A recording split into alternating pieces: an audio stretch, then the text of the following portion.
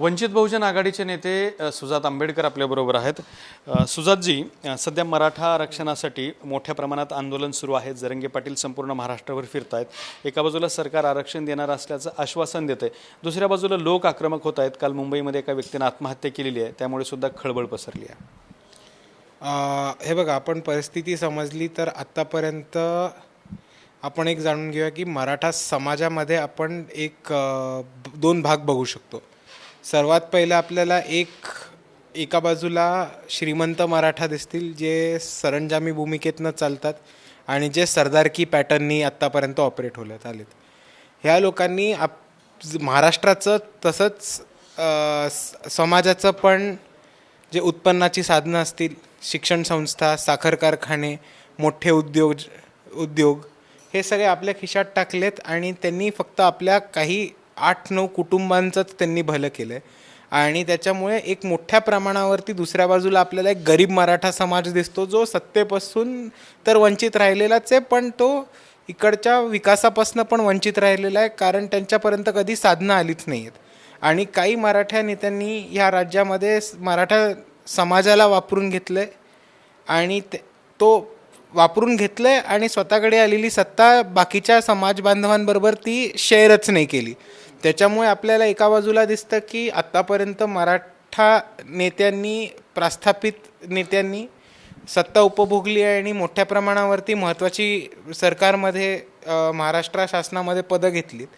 पण दुसऱ्याच बाजूला आपल्याला दिसतं की बराचसा मराठा समाज हा मोठ्या संख्येने गरीब आहे, वंचित आहे आणि तो तुम्हाला खास करून मराठवाडा, विदर्भ ह्या भागामध्ये मोठ्या संख्येने दिसेल.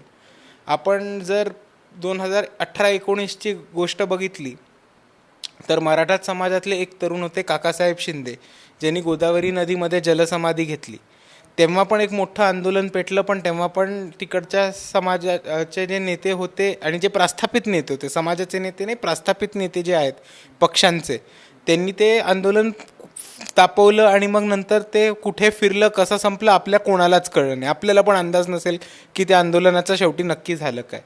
आज जरांगे पाटील साहेबांनी एक खूप मोठं आंदोलन केलं आहे आणि त्याचं नेतृत्व खूप चांगल्या प्रमाणे करतायत आणि त्यांच्या नेतृत्वाखाली एक खूप मोठं गरीब मराठ्यांचं राजकारण उभं राहताना दिसतंय आणि त्याला आमचा पाठिंबाच राहतो.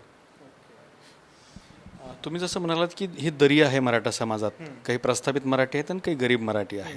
तर यामध्ये अलीकडल्या काळात 1-2 स्टेटमेंट सर्वात महत्त्वाचे समोर आले. ज्यावेळेला ओबीसीचं आरक्षण मागण्यासाठी संपूर्ण मराठा समाज रस्त्यावर उतरले, त्यावेळेला नारायण राणे म्हणतात की मी ओबीसी नाही, मी 96 कोळी मराठा आहे. हा तर जातीय अहमगंडसुद्धा अडचणीचा ठरतो. हे बघा, ह्याच्यामध्ये आता नारायण राणेसारखे नेते असं काहीतरी वाकडं वक्तव्य करणार आहेत, कारण त्यांना हा इश्यू डायव्हर्ट करायचा आहे आणि त्यांचं सरकार प्रेशर खाली येतं. पण आपण खरं अर्थाने बघितलं तर मराठ्यांना स्पेशल रिझर्वेशन, ओबीसीच्या आरक्षणाला न धक्का लागू देता, ह्याचा फॉर्म्युला बाळासाहेबांनी ऑलरेडी जरांगे पाटलांना सांगितला आहे आणि त्या पद्धतीनेच आम्ही पुढे जाऊ. पण जरंगे हे सातत्याने ठाम आहेत की आम्हाला ओबीसीमधूनच आरक्षण हवं आहे आणि तेही कुणबी प्रमाणपत्र देऊन आम्हाला सरसकट ओबीसी समावेश करावा.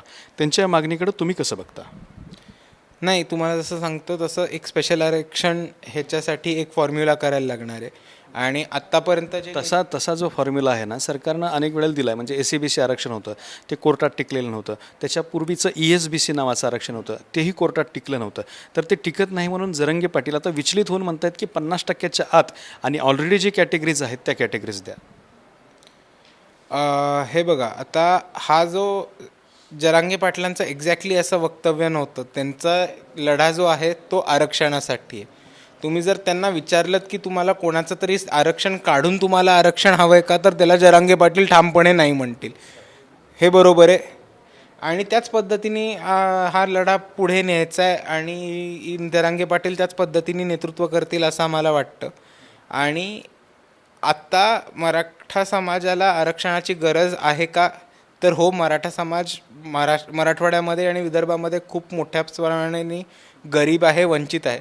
पण दुसऱ्याच बाजूला जे ऑलरेडी वंचित समूह आहेत त्यांचं आरक्षणाला हात न लागता ते आरक्षण पुढे नेता येईल असंच आपल्याकडे एक फॉर्म्युला आहे आणि तो बाळासाहेब आणि जरांगे पाटील यांची चर्चा झाली आणि ते बरोबर वेळेस ते बाहेर काढतील. पण वंचितबद्दल एक प्रश्न आहे की वेगवेगळ्या संघटनांनी जसा मराठा आरक्षणाला पाठिंबा दिला तसा वंचितनेही पाठिंबा दिला, पण मराठा समाजाच्या आरक्षणासाठी वंचितने म्हणून स्वतःचे काही आंदोलनं असतील, जसे तुम्ही इतर समाजासाठी आंदोलन करता, अगदी छोट्या वंचित सुद्धा वंचितनं आपापली आंदोलनं केलीत, तसं मराठा समाजाच्या या प्रश्नाकडे वंचित आंदोलनात्मक भूमिकेतून कसं बघता? हे बघा, आत्ता बाकीच्या सगळ्या आंदोलनामध्ये वंचित पुढाकार घेते आणि वंचित आंदोलनांमध्ये पुढाकार घेणाऱ्याचे कारण आज तुम्ही परिस्थिती बघितली तर खऱ्या अर्थाने वंचितच हा एक अपोजिशन पार्टी म्हणून महाराष्ट्रामध्ये फंक्शन होते. कारण बाकी ना कोणाचा तरी कुठला तरी गट सत्तेत आहेच. पण आत्ता ह्याच्यावरती एक आक्रमक आंदोलनात्मक भूमिका वंचित नाही घेते, कारण खास करून अशी एक परिस्थिती झाली की जेव्हा एका समाजाचे प्रास्थापिक नेते एक गुमराह करणारी भूमिका घेतात, तेव्हा आम्हाला ठामपणे वाटतं की जरांगे पाटलांचं नेतृत्व पुढे यायला पाहिजे आणि त्याच्यासाठी आम्ही त्यांच्या नेतृत्वाला बळ आणि पाठिंबा देतो आणि स्वतःचं आंदोलन न करता त्यांच्या नेतृत्वाखाली ही आंदोलन आणि हा मोर्चा उभा राहील असायला आम्ही प्रयत्न करतो. दुसरा एक मुद्दा आपण घेऊयात. सध्या वंचित बहुजन आघाडीची आणि शिवसेनेची युती आहे आणि शिवसेना महाआघाडीमध्ये आहे. महाआघाडीमध्ये असूनही अजूनही वंचितला सोबत घेण्याबाबतीत काँग्रेस असेल, मल्लिकार्जुन खरगे असतील किंवा महाआघाडीतले इतर घटक पक्ष आहेत, ते ठोस भूमिका घेत नाहीत. हे बघा, आमची युती शिवसेनेबरोबर आहे आणि ती राहीलच.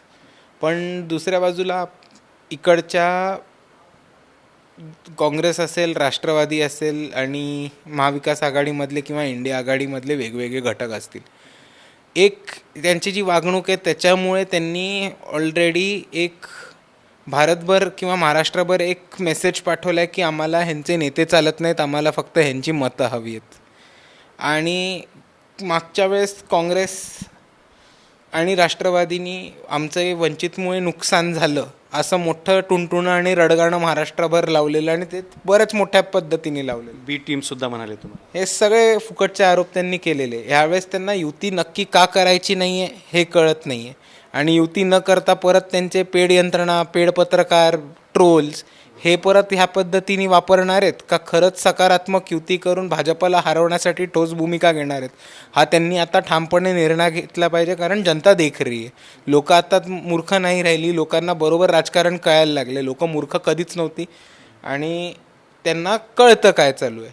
तर आता वंचित बहुजन आघाडीचे जे प्रियदर्शी तेलंग आहेत, जे राज्य कार्यकारिणी कमिटीवरती आहेत, त्यांनी एक मल्लिकार्जुन खरगेंना 2 महिन्यापूर्वी खुलं पत्र लिहिलं होतं. त्याला अजून प्रतिसाद नाही आला आहे. बाळासाहेब आंबेडकरांनी वारंवार सांगितलं आहे की काँग्रेस आणि इंडिया आघाडीबरोबर सामील होऊ भाजपला हरवायला. पण जर तिकडनं आमंत्रणच आलं नाही तर मग आम्ही राजकारण सोडायचं का? इलेक्शनच नाही लढवायच्या का? तर नाही, इलेक्शन लढवणार ते राजकीय पक्षाचं काम आहे. आम्ही आयुष्यभर आंदोलनच करत राहू, लोकांचे मुद्दे उपस्थित करत राहू, ते तर करत राहू. पण ते जर लोकांची मुद्दे उपस्थित करायचे असतील आणि आंदोलनाला खऱ्या अर्थाने यश आणायचं असेल तर कधीतरी आम्हाला सत्तेत आमचे आमदार खासदार पाठवायलाच लागणार आहेत आणि त्याच्यासाठी आम्ही इलेक्शनमध्ये काम करू. आणि जर काँग्रेस आणि राष्ट्रवादीशी युती नाही झाली तर इलेक्शन लढायचंच नाही असं धोरण घेईल का? तर नाही, इलेक्शन तर लढू आम्ही आणि त्याच्यामुळे नुकसान झालं तर मग ते पचवायची ताकद इकडच्या नेत्यांनी ठेवली पाहिजे, इकडच्या काँग्रेस राष्ट्रवादींनी ठेवली पाहिजे. नाहीतर एकत्र येऊ आणि भाजपला हारवू. हे चेंडू आता काँग्रेसच्या गोटात आहे, पण निर्णयच काँग्रेसचा आहे, त्यांनी ठामपणे भूमिका घेतली पाहिजे. या संदर्भात जेव्हा बाळासाहेबांनी त्यांना प्रस्ताव दिला, तो प्रस्ताव दिल्याच्या नंतर आम्ही काँग्रेसचे प्रदेशाध्यक्ष नाना पटोले त्यांना प्रश्न विचारला की त्यांचा प्रस्ताव आला, तुम्ही काय करताय? तर नाना पटोले म्हणाले की असा कुठे प्रस्ताव असतो का? 2 ओळीचं त्यांनी पत्र पाठवलं फक्त. प्रस्ताव म्हणजे पुरेपूर प्रस्ताव द्यायला पाहिजे आणि माध्यमांच्या माध्यमातून चर्चा न करता समोर यायला पाहिजे, असा प्रस्ताव देऊन होतं का? अशा स्वरूपाची प्रतिक्रिया त्यांनी दिली होती. हे बघा, आपण जर ह्याला 2 गोष्टी आहेत. ते प्रस्ताव 2 ओळीचा नाही आहे, ते 2 पानांचं पत्र पाठवले. आपल्याला जर संदर्भ हवा असेल तर बाळासाहेब आंबेडकर यांच्या ट्विटर अकाउंटवरती जावं, तिकडे सगळ्यात पहिला पिन ट्विट असतो ना, तो ते पत्र आहे. तर तुम्हाला कळेल ते 2 पानांचं PDF आहे ऑफिशियल लेटर हेडवर. आता जर ते वंचित बहुजन आघाडीच्या लेटर हेडला नाना पटोले चिठ्ठी म्हणत असतील तर आपल्याला एक मानसिकता ह्यांची कळून जाते. आणि दुसऱ्या अर्थाने मला एक प्रश्न आहे की नाना पटोलेंना खऱ्या अर्थाने काँग्रेसमध्ये डिसिजन मेकिंग पॉवर्स आहेत का? हा पण एक महत्त्वाचा प्रश्न काँग्रेसच्याच लोकांनी विचार केला पाहिजे. महत्त्वाचा मुद्दा मांडला तुम्ही. पण नेमका अडथळा कुठं आहे? म्हणजे एका बाजूला काँग्रेस हे प्रमुख पक्ष असल्यामुळं रडारवरती येते की इंडिया आघाडीत घ्यायचं का नाही. मात्र दुसऱ्या बाजूला तिथं शरद पवारसुद्धा आहेत आणि इतर घटक पक्ष आहेत, त्यांचीसुद्धा तितकीच मतं महत्त्वाची असावीत इंडिया आघाडीमध्ये. तर शरद पवारांचा कितपत रोल तुम्हाला काय वाटतं? हे बघा, इंडिया आघाडीमध्ये नक्की काय चालू आहे काय नाही ह्याच्याबद्दल मी सांगू नाही शकत, कारण अजून तर आम्ही इंडिया आघाडीमध्ये सामील झालो नाही. पण प्रस्ताव पाठवणं आणि इच्छा दर्शवणं हे आमचं काम होतं, ते आम्ही केलं आहे की नाही. मग आम्ही आमचं जितकं काम होतं तितकं केलं आहे. आता पुढे जे आघाडीचे जे मेंबर्स आहेत, घटक आहेत, त्यांनी डिस्कशन करून निर्णय घेतला पाहिजे. शरद पवार आणि प्रकाश आंबेडकर हे आत्तापर्यंतच्या राजकारणात तरी दोघं एकमेकांचे विरोधक राहिलेले आहेत. आता इंडिया आघाडीमध्ये शरद पवार ऑलरेडी आहेत, प्रकाश आंबेडकर पण तिथे जाणार आहेत. तर हे सूत्र कसं जुळेल? हे बघा, शरद पवार आणि बाळासाहेब आंबेडकर यांनी वारंवार हे म्हटलं आहे की त्या दोघांचा जो वाद आहे तो वैचारिक वाद आहे, तो इंटलेक्च्युअल आयडिओलॉजिकल वाद आहे. ते काही नळावरची किंवा शेतातली भांडणं नाही आहेत. तर ते दोन नेते तो वाद साईडला ठेवून किंवा भाजपला हरवायला काय भूमिका घेतील हे सगळे बघतीलच. वंचित बहुजन आघाडी लोकसभेच्या निवडणुकांची तयारी करते. मागे बाळासाहेब म्हणाले की आम्ही सगळीकडेच निवडणुकांची तयारी करतोय. तुम्ही सध्या महाराष्ट्र फिरताय, काय प्रतिसाद आहे? किती जागांवरती तुमची परिस्थिती मजबूत आहे? आता महाराष्ट्रभर आम्ही जितकं फिरतोय त्याच्यावरनं एक गोष्ट लक्षात येते की काही लोकांनी अशी अफवा पसरवलेली गोष्ट म्हटलेली की 2019ला एक लाट होती म्हणून वंचितनी चांगलं मतदान घेतलं. पण जितका आपण आता प्रतिसाद बघितला तर बीडला एक बाळासाहेबांची खूप मोठी भव्य सभा झाली. साताऱ्यामध्ये मुसलमान बांधवांनी घेतलेली रॅली होती, त्याला खूप प्रतिसाद मिळाला. तिकडे लाखांच्या संख्येने जनता आणि लाखांच्या संख्येने मुसलमान बांधव आलेले. त्याच्याआधी लातूरला एक मोठी सभा झालेली, तिकडे 1.5-2 लाखाची उपस्थिती होती. बीडमध्ये आय थिंक रेकॉर्ड ब्रेक सभा झाली, जिकडे आयबीचा रिपोर्ट होता की तिकडे बीडमध्ये धनंजय मुंडे असतील किंवा पंकजाताई मुंडे असतील, त्यांची पण एवढी सभा नव्हती झाली. ती रेकॉर्ड ब्रेक सभा होती असा आयबीचा इनपुट होता. सो ती लाट तर ओसरली नाहीच आहे. पण 2019पर्यंत 2019 ते 2024पर्यंत आम्हाला नीट पक्षाची बांधणी, खालची फळी उभी करणं, वॉर्ड कमिटी, तालुका कमिटी बांधणं आणि लोकांपर्यंत पोचायची संधी मिळाली. तर वंचित ह्यावेळेस जास्त ताकदीने उभी राहिली आणि त्याचा प्रतिसाद मोर्चांमध्ये दिसतोय, आंदोलनांमध्ये दिसतोय. आता बाळासाहेबांच्या ह्या 4-5 सभा झाल्या, त्याच्यानंतर वंचित बहुजन आघाडीने वेगवेगळ्या इश्यूजवरती आंदोलनं घेतली होती. म्हणजे अडाणी इलेक्ट्रिसिटीच्या विरुद्ध मुंबईमध्ये एक आंदोलन झालेलं, ज्याला खूप मोठा प्रतिसाद मिळालेला. आपण आता कॉन्ट्रॅक्टीकरणचं जे GR आलं आहे त्या GRच्या विरुद्ध महाराष्ट्रभर आंदोलनं करतो आहे. त्याच्यामध्ये अकोल्यामध्ये मोठा प्रतिसाद मिळाला, सांगलीमध्ये खूप मोठा प्रतिसाद मिळाला. परवा लातूरमध्ये एक आंदोलन झालं, तिकडे खूप मोठा प्रतिसाद जनतेने दिला होता. आणि आता लोक जास्तीत जास्त संख्येने जसे जुळत आहेत तसाच सभांना, रॅलीजला, घेतलेल्या इश्यूजना, मुद्द्यांना खूप चांगला प्रतिसाद मिळतो आहे. आणि आता एक टेस्ट केस म्हणजे 25 तारखेला ते अकोल्यामध्ये धम्मचक्र परिवर्तन दिनाचा जो सभा होईल, तिकडे 3-4 लाखाच्या संख्येने लोक येतील आणि मग त्यांनी लोकांना खरंच कळेल परिस्थिती काय आहे. लाट जशाच तशी आहे म्हणता तुम्ही, पण दुसऱ्या बाजूला वेगवेगळ्या राजकीय पक्षांमध्ये फाटाफूट झालेली आहे. शिवसेनेत झालेली आहे, राष्ट्रवादी काँग्रेसमध्ये झालेली आहे, भारतीय जनता पार्टीनेही त्यांचे एक गट सोबत घेतलेले आहे त्या दोन्ही पक्षाचे. तर या फाटाफुटीमुळं महाराष्ट्रातील लोकांना नेमकी राजकीय भूमिका कुठली घ्यायची हेच सध्या समजत नाही आहे. या पार्श्वभूमीवरती वंचितचा कसं असेल गणित एकंदरीत?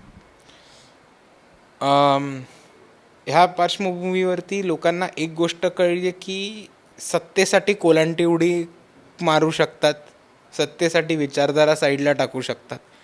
दुसऱ्या बाजूला ED, CBI किंवा जेलमध्ये न जाण्याच्या भीतीने किंवा स्वतःची जी संपत्ती आहे ती जप्त न होता पुढच्या पिढीला पोचतं करू शकू, या मानसिकतेतनी पण लोकांनी कोण स्वतःचा पक्ष फोडला आहे किंवा दुसऱ्या पक्षात सामील झालेत. आणि हे सगळं होत असताना लोकांच्या समोर एक दृष्ट सरळ कळतं आहे की एक पक्ष होता जो 2019ला सत्तेत नाही गेला, पण त्यांची ज्या भूमिका होत्या त्या बदलल्या नाहीत, त्यांची जी आंदोलनाची तीव्रता होती ती बदलली नाहीत, त्यांची ज्या ताकदीने, ज्या खुलेपणाने धाडसी भूमिका बाळासाहेब घेत होते ते कमी झालेलं नाही आहे. आणि ह्यांच्यावरती तुम्ही यंत्रणा वापरू नाही शकत, हे भूमिका बदलू नाही शकत, तर लोकांच्या मनात एक असं झालं की आता ह्यांना एकदा चान्स देऊन बघू, हेच महाराष्ट्राचा विकास करतील, अशी एक मानसिकता पण लोकांच्या मनात हळूहळू निर्माण व्हायला लागली आहे. पण असं असूनही वंचित बहुजन आघाडी दलित, मुस्लिम आणि वंचितांच्या पलीकडे जाते. हो, ती मोठ्या प्रमाणावर जाते. आपण जर बघितलं तर मुद्दे जे आंदोलनाचे घेतलेत ते सगळ्यांनाच सर्वसमावेशक आहेत. म्हणजे आता जर कंत्राटीकरणचा मुद्दा घेतला तर कंत्राटीकरणवर ते सगळ्याच गोरगरिबांच्या, कष्टकरी समाजातल्या शेतकऱ्यांच्या पोरांना जे एक पुढे अधिकारी बनणं किंवा क्लास 1 ते 4 ऑफिसर्समध्ये जाणं किंवा सरकारी नोकरी घेणं त्यांचं एक स्वप्न होतं, ज्याच्यासाठी ते अभ्यास करायचे. किंवा आपण मराठवाड्यामध्ये, पश्चिम महाराष्ट्रामध्ये, विदर्भामध्ये संध्याकाळच्या वेळेस फिरलात तर आपल्याला पोरं पळताना दिसतील रस्त्यावरनं. ते आर्मी किंवा पोलीस भरतीसाठी करत होते.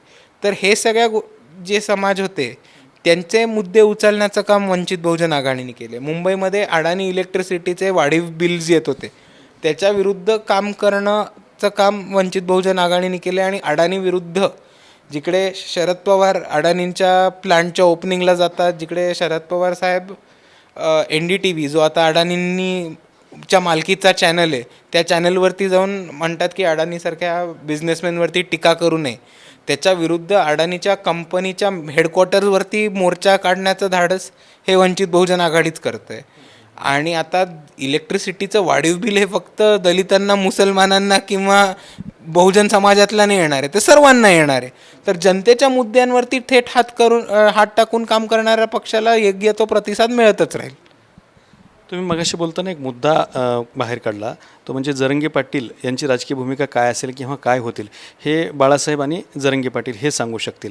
तर तशी काही येणाऱ्या काळात जरांगे पाटील वंचितसोबतची काही राजकीय भूमिका स्पष्ट करू शकतात, असं काही आहे डिस्कशन, तशी काही चर्चा आहे?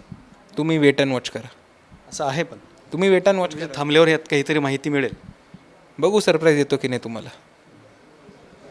तर हे होते सुजात आंबेडकर यांनी बरेचसे खुलासे केलेले आहेत. त्यातला सर्वात महत्त्वाची बाब म्हणजे वंचितची लाट अजूनही ओसरलेली नाही हे त्यांनी स्पष्ट केले. आणि त्याचबरोबर मनोज जरंगे आणि प्रकाश आंबेडकर हे राजकीयदृष्ट्या एकत्र येतील का या संदर्भातलं सरप्राईज मिळेल असंही त्यांनी स्पष्ट केलं आहे. कॅमेरामन अमित अडेसोबत दत्ता कानवटे, TV9 मराठी, छत्रपती संभाजीनगर.